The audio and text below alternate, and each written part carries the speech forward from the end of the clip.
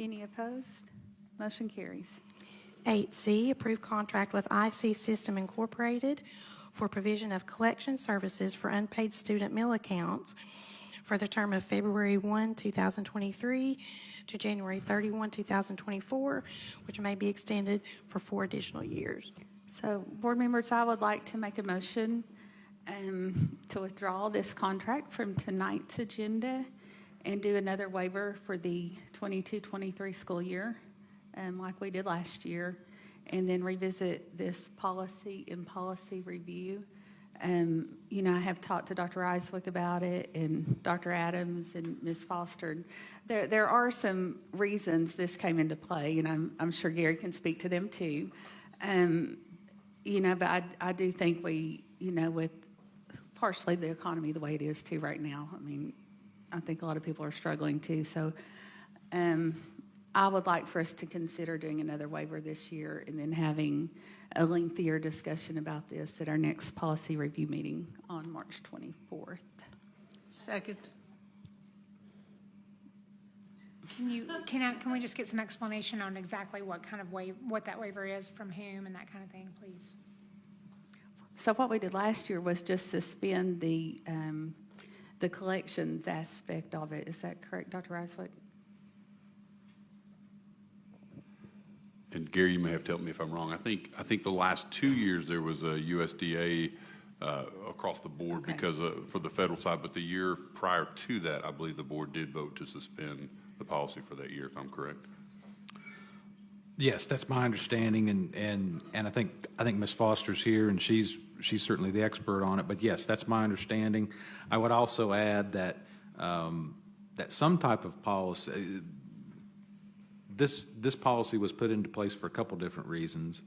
One was audit findings back in 15 and 16, and the other one was closely on the heels of that. USDA regulations require a policy.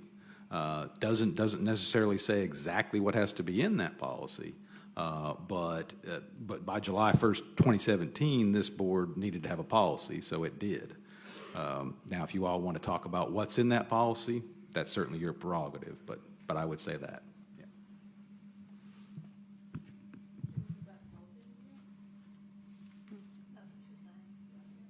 So I'm looking to see who's next. Sorry. Looks like you, Ms. Owen. Thank you, Madam Chair.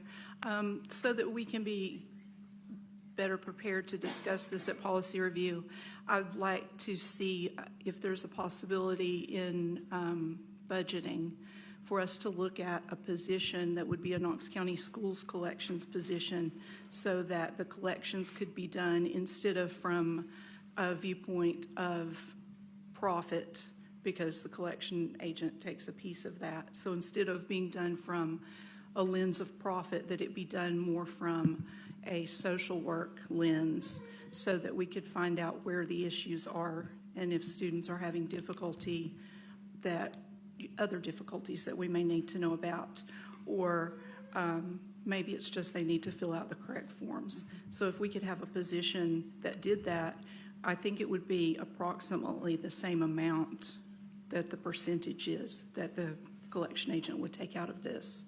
So if the staff could look at what that would cost and what that would take, and if that would solve the issue, I'd like to look at that at policy review. Mr. Watson. Thank you, Madam Chair. I appreciate you bringing the motion. I want to make sure, too, that I'm clear on the waiver issue. So to me, there's two possibilities. One is we just don't approve this contract tonight, and we're not going to have a collection agent because we don't currently have a collection agent, correct? Is that correct? We don't currently have a collection agent.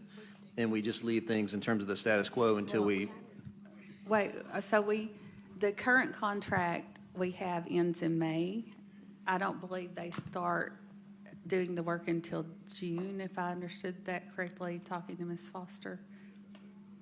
I was under the understanding that it expired, so if we can get clarity on that would be great. And the other, I guess, waiver might not be the appropriate term, but, you know, this comes before the board because it's part of board policy, sure, right? So what the spirit of that is that, you know, they are honoring board policy to sure bring it to us. So just us saying we don't want to do this at this time. So we would, so really what I think you're asking More is for us to suspend- suspend that portion of board policy Yes. until we discuss Yeah, it. and, yeah, right, the pertinent Yeah. portion of it. They said waiver at one time, but regardless of how we want to word that, the intent is that, you know, the reason it's here is because it is board policy, Sure. so. Yeah. Thank you. Ms. Foster, is the contract that we had currently active?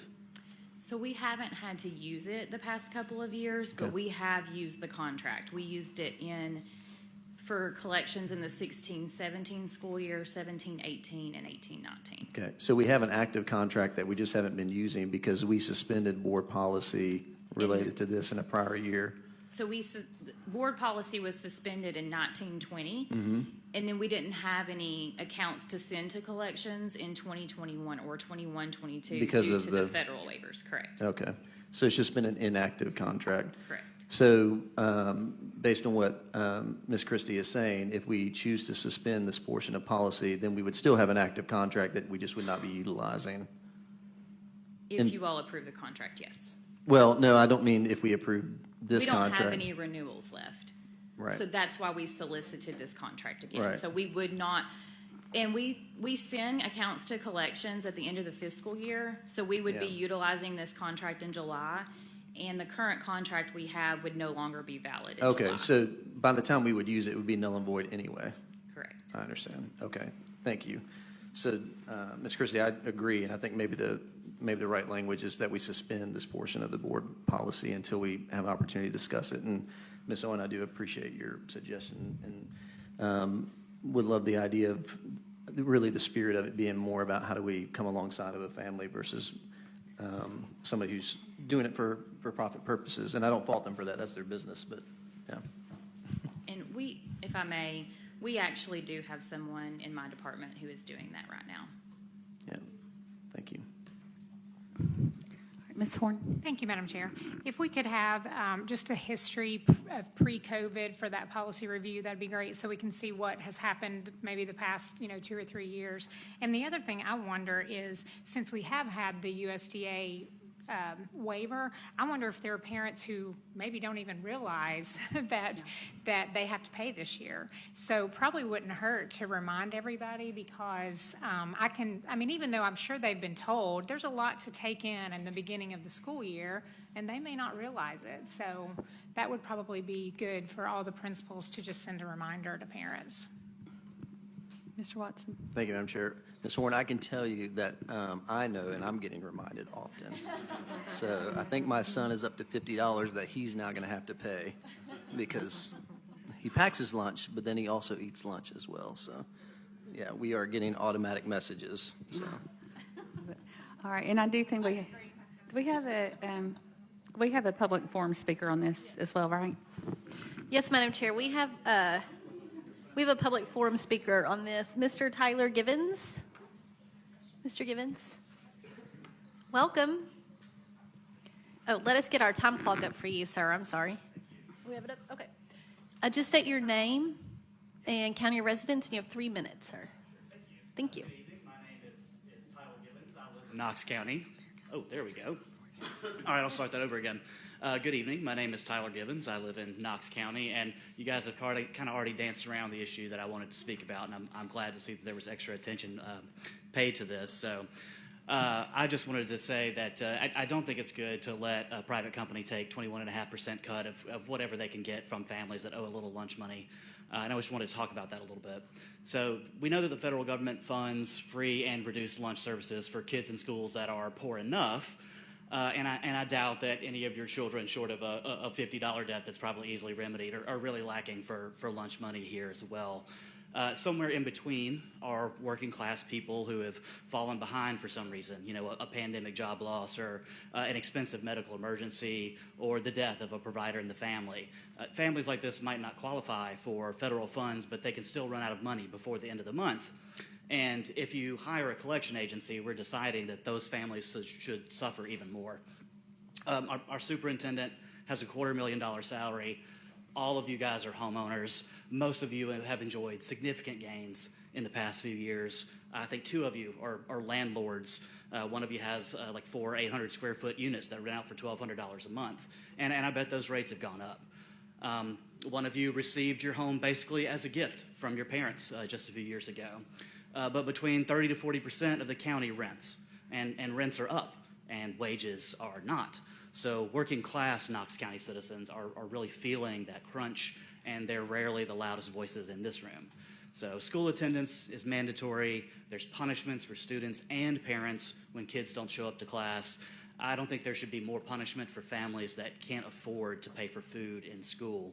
We have volumes of research that show that well-fed students learn better than hungry students. And if the purpose of schools is education, then students should have high-quality food for free every day.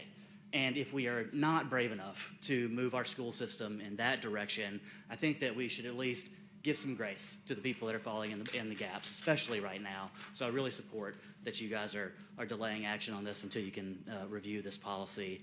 So I just say, please, decide that we don't need to hire bullies to hassle parents and families over lunch money. Thank you. Thank you, sir. All right, so the motion on the floor is to withdraw the contract with IC Systems Incorporated from tonight's agenda, suspend the procedures for collecting debt section, the collecting debt section of policy E191, and move policy E191 back to policy review. So we had a motion and a who did the second? We had several seconds. Oh, okay. So pick someone. I think Miss Owen was one of them. That was the first one I heard. Okay, so we had a second by Miss Owen. So do we have any more discussion on that? All right, all in favor say aye. Aye. Any opposed? Motion carries.